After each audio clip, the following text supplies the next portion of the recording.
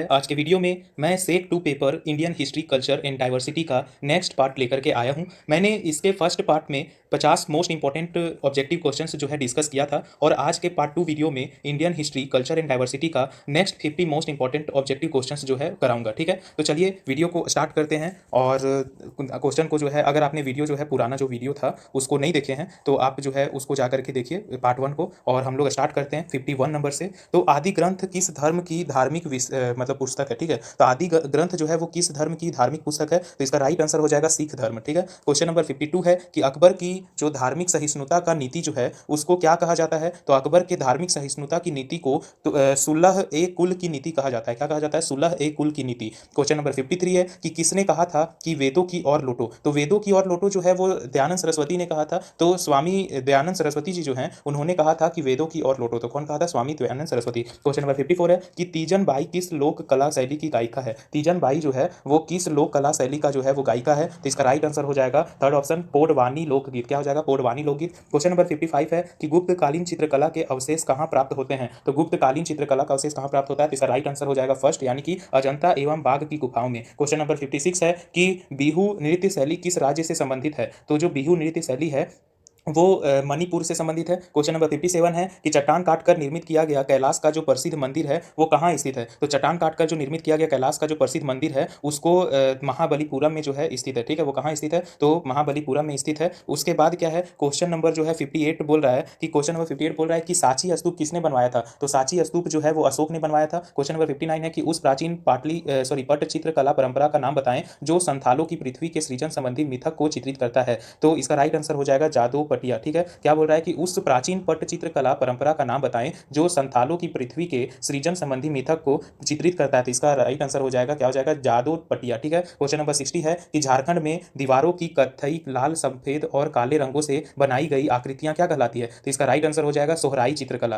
क्या कहलाती है, तो सोहराई चित्रकला कहलाती है। फिर क्वेश्चन नंबर 61 है कि संथाल विद्रोह, जिसको हम लोग हूल विद्रोह के भी नाम से जानते हैं, तो ये हूल का विद्रोह है, तो संथाल विद्रोह कब हुआ था, तो इसका राइट आंसर हो जाएगा 1855। क्या हो जाएगा? 1855। क्वेश्चन नंबर 62 है कि उल गुलान से कौन संबंधित है, तो उल गुलान से कौन संबंधित है, तो इसका राइट आंसर हो जाएगा बिरसा मुंडा। क्वेश्चन नंबर 63 है कि प्रत्येक संथाल गांव में एक पंचायत होती है, इसका मुखिया क्या कहलाता है, तो प्रत्येक संथाल गांव में जो पंचायत होता है, एक पंचायत होता है, इसका मुखिया जो है वो मांझी कहलाता है। ठीक है, क्वेश्चन नंबर 64 है कि झारखंड के प्रसिद्ध लोक नृत्य का नाम बताएं, तो झारखंड का जो प्रसिद्ध लोक नृत्य है उसका नाम है छऊ। ठीक है, झारखंड में देखो क्या है कि दो ही लोक नृत्य जो है प्रसिद्ध है, एक तो छऊ और दूसरा पाई। ठीक है, तो हम लोग एक छऊ हो जाएगा, क्या हो जाएगा, इसमें ऑप्शन दिया है छऊ, तो इसलिए राइट आंसर छऊ हो जाएगा। ठीक है, क्वेश्चन नंबर 65 है कि खड़िया जनजाति के लोग सरहुल को किस नाम से मनाते हैं, तो सरहुल को जो है खड़िया जनजाति के लोग जो है वो जंकारे सोहराई के नाम से मनाते हैं। ठीक है, क्वेश्चन नंबर 66 है कि मुंडा जनजाति का कौन सा पर्व सरहुल कहलाता है, तो मुंडा जनजाति का जो है बा पर्व जो है वो उसको सरहुल कहलाता है। क्वेश्चन नंबर 67 है कि दीपिका कुमारी जो है वो किस खेल से संबंधित है, तो इसका राइट आंसर हो जाएगा तीरंदाजी। जो दीपिका कुमारी है वो तीरंदाजी खेल से संबंधित है। क्वेश्चन नंबर 68 है कि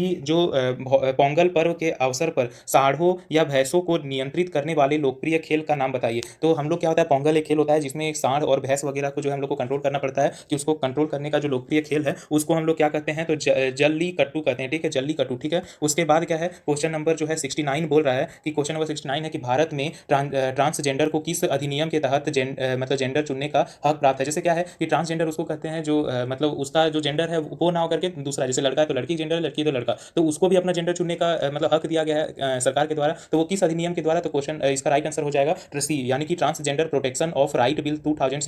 transgender protection of right bill 2016 के अधिनियम के तहत जो है जेंडर चुनने का हक दिया गया है किसको, तो भारत में दिया गया ट्रांसजेंडर लोगों को। ठीक है, फिर क्वेश्चन नंबर 70 है कि संध्या अग्रवाल का संबंध निम्नलिखित में से किस खेल से है, तो इसका राइट आंसर हो जाएगा क्रिकेट, यानी जो संध्या अग्रवाल है वो क्रिकेट से संबंधित है। उसके बाद क्वेश्चन नंबर 71 है कि हड़प्पा सभ्यता का सर्वाधिक मान्यता प्राप्त काल है, तो हड़प्पा सभ्यता का जो सबसे ज्यादा कौन कब माना जाता था, इसका राइट आंसर हो जाएगा ऑप्शन बी, यानी कि 2500 ईस्वी पूर्व से 1750 ईस्वी, 2500 ईस्वी पूर्व से 1750 ईसा पूर्व। फिर क्वेश्चन नंबर 72 है कि निम्नलिखित में से किस पदार्थ का उपयोग जो है हड़प्पा काल की मुद्राओं के निर्माण में मुख्य रूप से किया गया था, तो हड़प्पा काल में मुद्राओं के निर्माण के लिए जो है किस पदार्थ का सबसे ज्यादा यूज हुआ था, तो इसका राइट आंसर हो जाएगा सेल खड़ी। क्या हो जाएगा? सेल खड़ी। फिर क्वेश्चन नंबर 77 है कि सिंधु सभ्यता के घर किससे बनाए जाते थे, तो सिंधु सभ्यता का जो घर है वो ईंट से बनाया जाता था। क्वेश्चन नंबर 74 है कि हड़प्पा कालीन समाज किन वर्गों में विभक्त है, तो मतलब किन भागों में बटा हुआ है, तो हड़प्पा कालीन समाज जो है वो विद्वान, योद्धा, व्यापारी तथा श्रमिक, यानी ऑप्शन बी में बटा हुआ है, यानी कि क्या क्या, विद्वान, योद्धा, व्यापारी तथा श्रमिक। ठीक है, क्वेश्चन नंबर 75 है कि मोहनजोदड़ो मोहनजोदाड़ो जो है वो कहाँ स्थित है, तो मोहनजोदाड़ो जो है वो सिंध में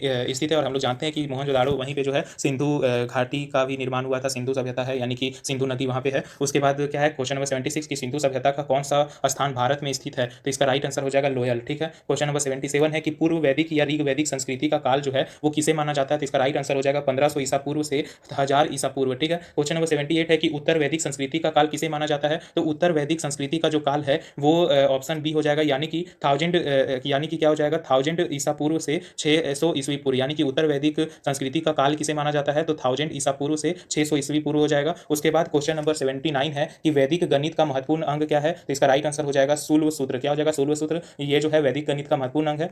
क्वेश्चन नंबर 80 है कि किस वेद में प्राचीन वैदिक युग की संस्कृति के बारे में सूचना दी गई है, तो इसका राइट आंसर हो जाएगा ऋग्वेद। ऋग्वेद में जो है प्राचीन वैदिक युग की संस्कृति के बारे में सूचना दी गई है। क्वेश्चन नंबर 81 है कि वेदियों की संख्या कितना है, तो ये सब लोग जानते हैं 4 होता है। उसके बाद क्वेश्चन नंबर 82 है कि भारतीय संगीत का आदि ग्रंथ कहा जाता है, तो भारतीय संगीत का आदि ग्रंथ किसको कहा जाता है, तो इसका राइट आंसर हो जाएगा सामवेद को। सामवेद को जो है भारतीय संगीत का आदि ग्रंथ कहा जाता है। उसके बाद पुराणों की अभी संख्या कितनी है, तो पुराणों की संख्या जो है टोटल 18 है। क्वेश्चन नंबर 84 है कि अस्तोमा सदगमया कहाँ से लिया गया, अस्तोमा सदगमया जो है वो कहाँ से लिया गया, तो इसका राइट आंसर हो जाएगा ऋग्वेद। ठीक है, ऋग्वेद से। उसके बाद क्वेश्चन नंबर 85 है कि जो मीमांस या पूर्व मीमांस दर्शन जो है इसका प्रतिपादक कौन है, तो मीमांस या पूर्व मीमांस दर्शक के प्रतिपादक जो है वो जैमिनी है। ठीक है, क्वेश्चन नंबर 86 है कि गायत्री मंत्र देवी सावित्री को संबोधित, गायत्री मंत्र देवी सावित्री को संबोधित किस पुस्तक में मिलता है, तो इसका राइट आंसर हो जाएगा ऋग्वेद। ठीक है, ऋग्वेद में मिलता है। फिर क्वेश्चन नंबर 87 है कि निम्नलिखित में से किसका संकलन जो है वो ऋग्वेद पर आधारित है, तो इसका राइट आंसर हो जाएगा सामवेद, यानी कि सामवेद जो है इसका संकलन, मतलब क्या कर रहा है कि सामवेद का संकलन जो है ऋग्वेद पर आधारित है। क्वेश्चन नंबर 88 है कि कर्म का सिद्धांत किससे संबंधित है, तो कर्म का जो सिद्धांत है वो मीमांसा से संबंधित है।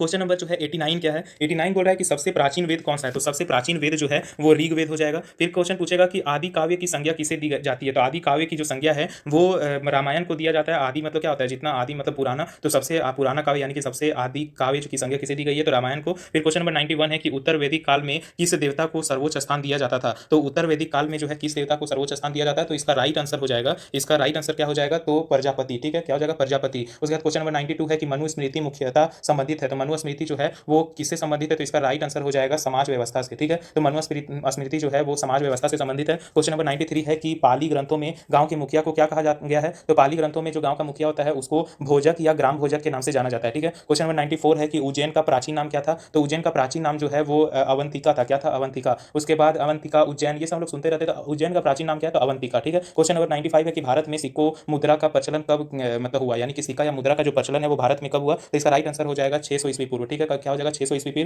पूर्व। उसके बाद 96 बोल रहा है कि निम्न में से कौन एक बौद्ध ग्रंथ 16 महाजनपदों का उल्लेख करता है, कह रहा है कि निम्न में से कौन जो है एक बौद्ध ग्रंथ 16 महाजनपदों का उल्लेख करता है, तो इसका राइट आंसर हो जाएगा गिरिब्रज। क्या हो जाएगा, गिरिब्रज। उसके बाद 97 बोल रहा है कि जैन परंपरा के अनुसार जैन धर्म के में कुल कितने तीर्थंकर हुए, तो अभी तक जो है टोटल 24 तीर्थंकर हो चुके हैं। तो जैन परंपरा के अनुसार जैन धर्म में कुल कितने तीर्थंकर हुए हैं अभी तक, तो 24 हो जाएगा। 98 बोल रहा है कि बुद्ध ने निम्नलिखित में से किस स्थान पर महापरिनिर्वाण यानी कि मृत्यु प्राप्त किया था, मतलब किस जगह मृत्यु प्राप्त किया था बुद्ध ने, तो इसका राइट आंसर हो जाएगा कुशीनगर, यानी क्या हो जाएगा कुशीनारा भी कभी कभी कहते हैं इसको, तो कुशीनारा या कुशीनगर। ठीक है, तो बुद्ध ने जो है वो किस स्थान पर जो है वो अपना मृत्यु प्राप्त किया था, तो मृत्यु को महापरिनिर्वाण भी कहते हैं, तो इसको राइट आंसर हो जाएगा कुशीनगर। ठीक है, क्वेश्चन नंबर 99 है कि किसके द्वारा तृतीय बौद्ध संगीत को संरक्षण प्रदान किया गया था, किसके द्वारा तृतीय बौद्ध संगीत को संरक्षण प्रदान किया गया था, तो इसका राइट आंसर हो जाएगा अर्धमागधी। क्या हो जाएगा, अर्धमागधी। क्वेश्चन नंबर 100 है कि प्राचीनतम विश्वविद्यालय कौन था, तो प्राचीनतम विश्वविद्यालय जो है वो नालंदा विश्वविद्यालय, जो कि हम लोग सब लोग जानते हैं कि ये जो नालंदा विश्वविद्यालय है ये सबसे प्राचीनतम यानी कि सबसे पुराना विश्वविद्यालय है। तो गाइस आपका आज जो है मैंने 100 क्वेश्चन, पहले पार्ट में 50 क्वेश्चन और इस पार्ट में जो है सेकंड पार्ट में